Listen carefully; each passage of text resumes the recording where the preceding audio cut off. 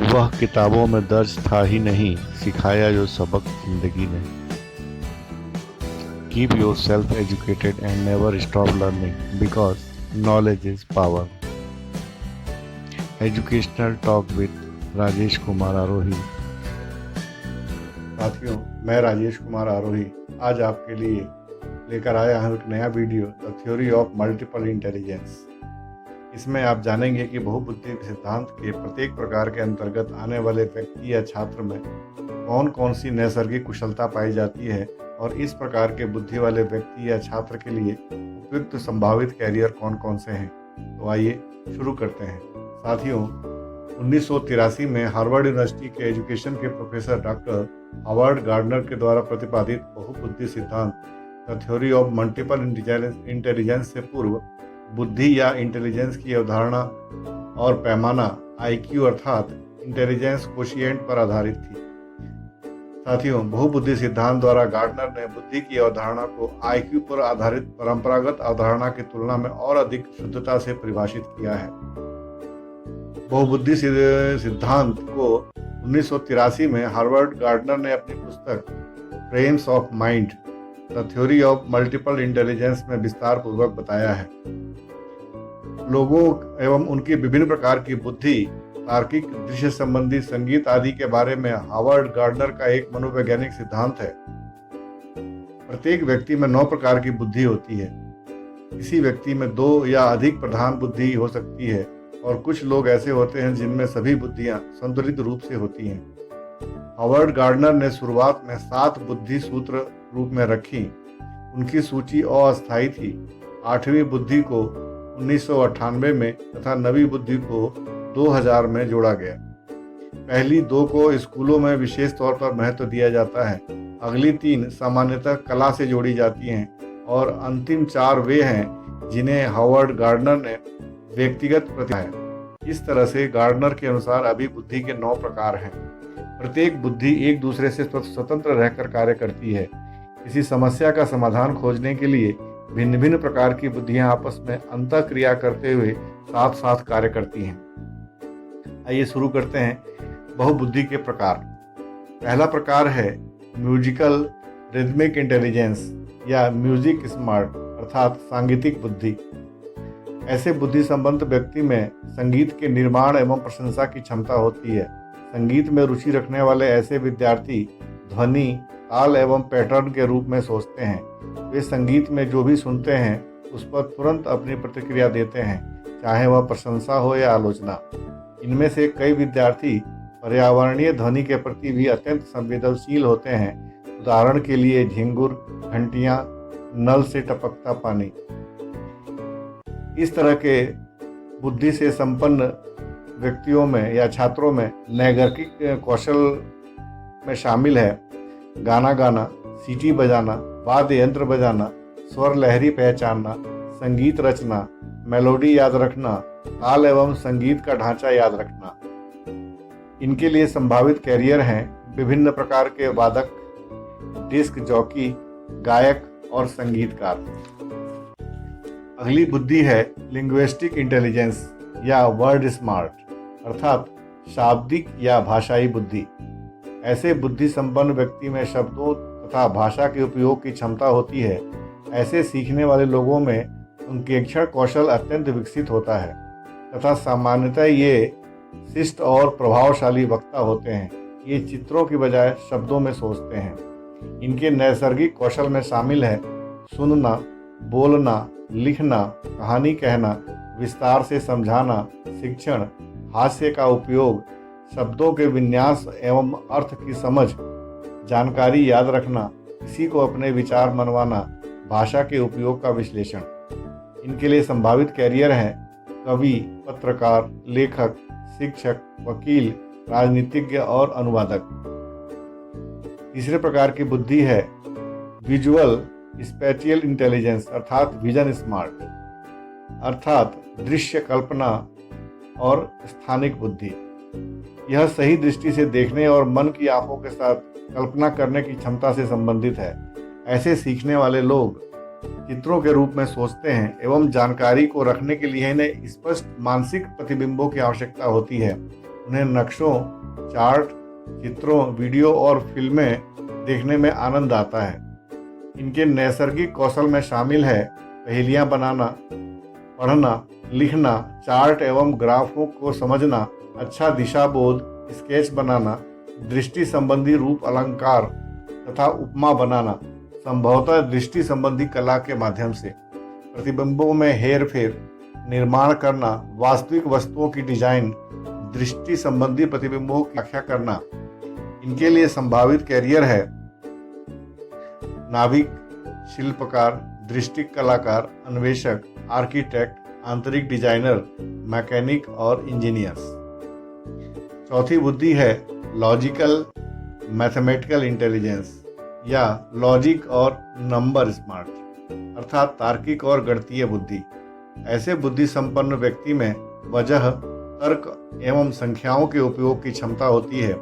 ऐसे सीखने वाले तार्किक और संख्यागत तरीके से संकल्पना पर कर विभिन्न जानकारियों के बीच संबंध बैठाते हैं। अपने आसपास की दुनिया के प्रति हमेशा जिज्ञासु होते हैं। ऐसे सीखने वाले कई प्रश्न पूछते हैं एवं प्रयोग करना पसंद करते हैं। इनके नैसर्गिक कौशल में शामिल है समस्याएं हल करना, जानकारी को वर्गों एवं श्रेणी में बांटना, परस्पर संबंध स्थापित करने के लिए गूढ़ सिद्धांतों के साथ कार्य करना, कारणों की लंबी कड़ी को लेकर अनुक्रम बनाना, नियंत्रित प्रयोग करना, प्राकृतिक घटनाओं के बारे में प्रश्न एवं विस्मय करना, जटिल गणितीय गणनाएं करना, ज्यामितीय आकारों के साथ कार्य करना। इनके लिए संभावित कैरियर है वैज्ञानिक, इंजीनियर, कंप्यूटर प्रोग्रामर, शोधकर्ता, लेखापाल और गणितज्ञ। पांचवें प्रकार की बुद्धि है बॉडीली काइनेस्थेटिक इंटेलिजेंस या बॉडी स्मार्ट, अर्थात दैहिक और इंद्रियगत बुद्धि। ऐसे बुद्धि संपन्न व्यक्ति में शारीरिक हलचल और वस्तुओं को दक्षतापूर्वक पकड़ने की क्षमता होती है। ऐसे सीखने वाले अपने आप को हलचल के माध्यम से व्यक्त करते हैं। इन्हें संतुलन एवं आंख हाथ से के समन्वय का अच्छा बोध होता है। उदाहरण के तौर पर स्पोर्ट्स, डांस, योग आदि। अपने आसपास के जगह के संपर्क में ये जानकारी को याद एवं प्रसंस्कृत करने में सक्षम होते हैं।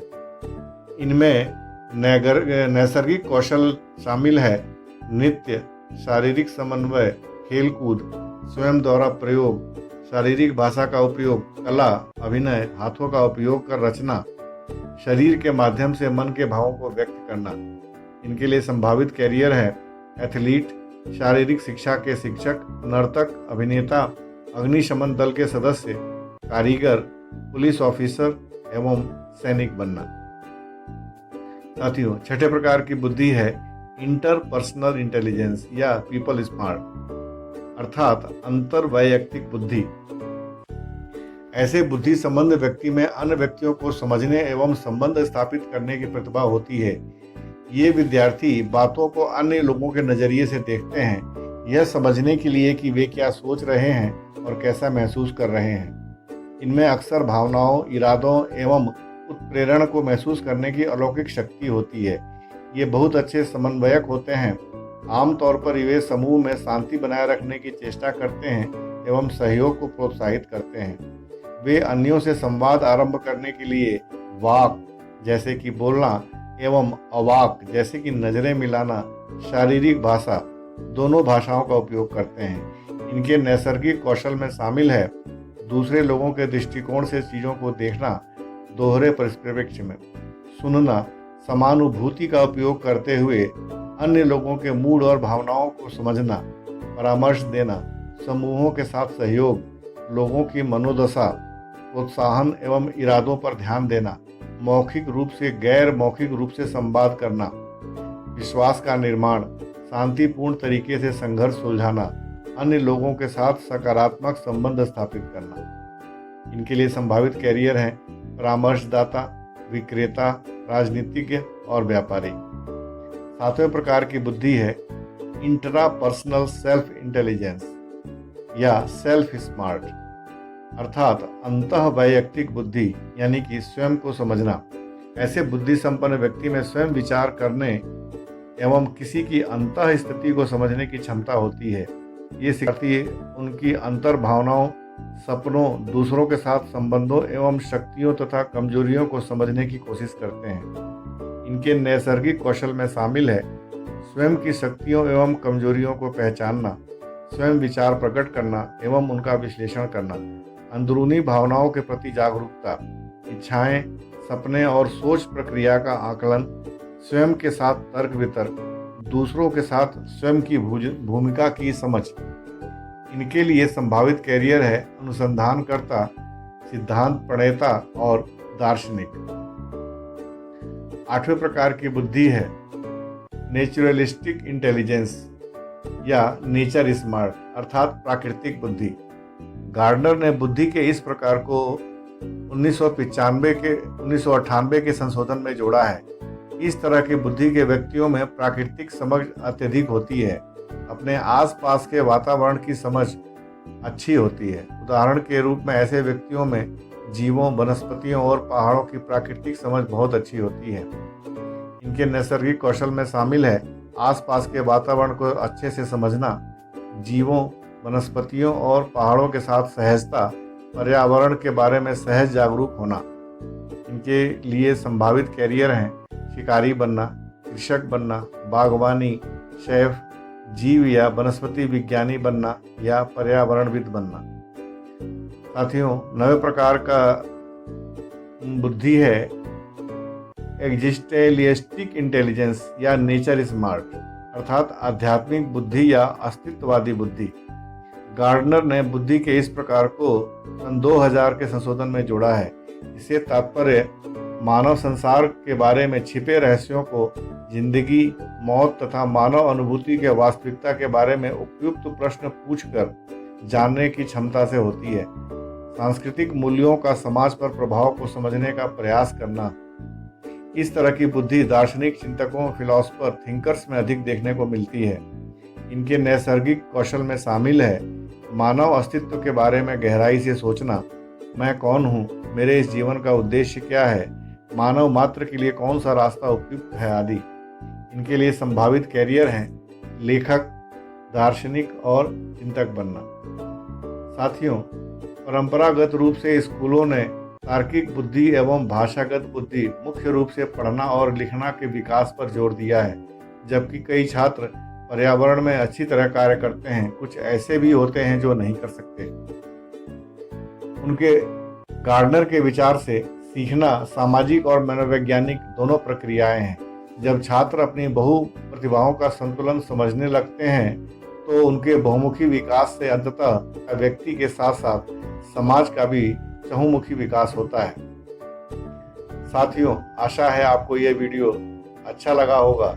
इसी तरह के ज्ञानवर्धक वीडियो प्राप्त करने के लिए मेरे चैनल को सब्सक्राइब कर लें और बेल आइकन को प्रेस कर लें। धन्यवाद। जय हिंद।